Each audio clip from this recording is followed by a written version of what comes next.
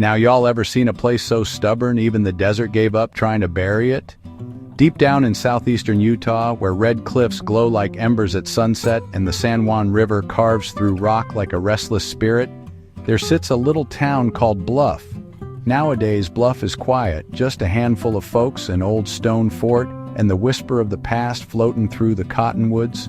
But back in the 1880s, it was the last outpost of faith, grit, and mule-headed determination. This ain't your typical pioneer story. This is the tale of men and women who cut their way through solid rock just to build a town where no sane soul wanted to go. Welcome, friends, to Twisted History, Fort Bluff, the town the desert tried to swallow. Just want to give you a big shout out for watching my videos is really appreciated. It really helps me out. I'd really appreciate you giving me a thumbs up and subscribing to the channel. Remember, this is Twisted History, so there is some true facts in some of my videos. Some of the other facts are made up. So you never know what's real and you never know what's twisted. Hope you enjoy the show. In the year 1879, the Church of Jesus Christ of Latter-day Saints, the Mormons, were sending settlers all across the West. Brigham Young had already passed, but his spirit of expansion lived on. So when church leaders asked for volunteers to build a colony in the San Juan country, near the Four Corners Wilderness, about 230 men, women, and children raised their hands. Why? Because to them, hardship was just another way to prove devotion. They were told it'd be a 6-week journey from Escalante to the San Juan River. Easy enough, they figured. 6 weeks turned into 6 months of pure hell on earth. To reach Bluff, these settlers had to cross one of the most rugged landscapes in North America, a stretch of sandstone cliffs, canyons, and sheer drops that made wagon wheels cry. The biggest obstacle? A whopping 200-foot sandstone wall along the Colorado River known as the Hole in the Rock. For 6 weeks, they blasted, chiseled, and hacked their way through solid rock with hand tools and black powder. When they finally lowered their wagons down that near vertical cut, it was so steep that ropes snapped, oxen bellowed, and prayers filled the canyon like thunder. Some called it madness, others called it faith.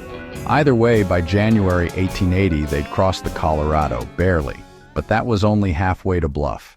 From there, the trail, if you could call it that, led through frozen desert, sagebrush plains, and canyons so tight you could hear your own heartbeat echo. They called it the San Juan Mission Trail, though most would have preferred to call it the Road to Regret. Wagons broke, food ran low, babies were born in the cold, but somehow they kept moving east, drawn by faith and the promise of building Zion in a place untouched by man.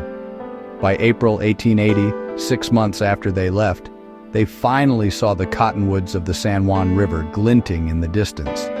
They didn't find paradise, they found a sandstorm. When the settlers finally reached the banks of the San Juan, they set up camp and built what they called Fort Bluff, a square of log cabins arranged around a courtyard for protection. Now, protection from what, you might ask? Well, not from outlaws or cavalry, but from the river itself. The San Juan didn't flow, it raged. Every spring it rose up, swallowed farmland, tore down fences, and laughed while doing it. Still, they built their cabins, planted their crops, and called it home. They named their town Bluff, after the sandstone cliffs that watched over them like ancient gods. And for a brief time, it worked. The settlers traded with the local Ute and Navajo tribes, shared water rights, and even held Sunday meetings under cottonwoods where coyotes provided the chorus. But the desert has a way of reminding folks who's boss. In 1884, a flood hit Bluff that made the river jump its banks and wipe out nearly every crop. The settlers rebuilt. The next year, it flooded again. It was like fighting an angry ghost. No matter how many dikes they built, the water found a way through. They said the San Juan had a temper and a memory. Some families packed up and left for higher ground. Others dug in deeper, saying that God didn't lead them through a canyon of death just to lose to a muddy river. That stubbornness became the spirit of Bluff. Now here's where the story turns peaceful, almost miraculous. Unlike many settlements across the West, Bluff didn't erupt into wars with nearby tribes. In fact, the settlers forged a rare friendship with the Navajo and Ute people. The settlers traded tools, flour, and cloth for wool, hides, and knowledge of how to survive the desert.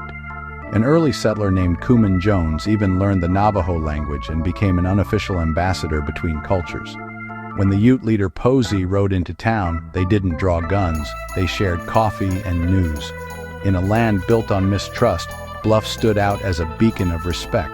The old-timers said, "The river might fight us, but the people won't." But peace never lasts long in frontier country. By the late 1880s, Bluff found itself on a crossroads of outlaw trails. Bandits like Butch Cassidy and his wild bunch rode through those canyons now and then, using the wild country around Comb Ridge as a hideout. One story tells of a lone rider showing up at Fort Bluff asking for water. The settlers gave it, not knowing they'd just watered one of the West's most wanted men. Cassidy didn't rob him, though. Maybe he respected their grit. Or maybe he knew that folks who carved a town out of rock weren't the kind to scare easy. Life in Bluff was never easy, but it was steady. Children went to school inside the fort's walls. Women made butter and cheese, while men worked the fields and repaired the old irrigation ditches. At night, folks gathered for dances, violins echoing off the sandstone. They say you could hear music floating across the river, mixing with the howls of coyotes, a strange duet of civilization and wilderness. But as the new century came, the world outside changed faster than Bluff could. Railroads, bigger towns, and industry passed it by. By 1910, many families had moved on to Blanding and Monticello. Bluff stayed behind, half ghost, half memory. Today, Fort Bluff still stands, its stone walls worn smooth by sand and time. The original cabins have been restored, and the fort tells its story to anyone who'll listen. Visitors walk through the old gate and swear they can hear wagon wheels, hammers, and laughter from 140 years ago. And if you stay long enough, when the evening wind rolls through the cottonwoods, it sounds like the settlers' hymns drifting back across the river. The town that the desert tried to swallow still lives, quiet, proud, and full of ghosts who refuse to give up. So next time you're driving through that red rock country, stop a while in Bluff. Feel the grit in the air, the echo of faith, and remember, some places ain't built for comfort.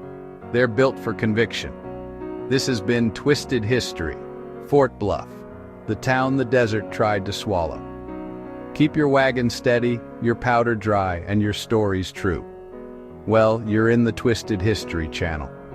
We try to keep them as true as we can, but we're not always true. We are pretty twisted. Thank you for watching. Hope you come back next week for another Twisted History story, so have a great week. Be safe and keep it twisted. Thanks for watching. Just a little more info for any of you who have never been to Fort Bluff area, Bluff, Utah. I highly recommend stay in that Bluff resort and spa. It's a great place. Great people. Next week, part 2.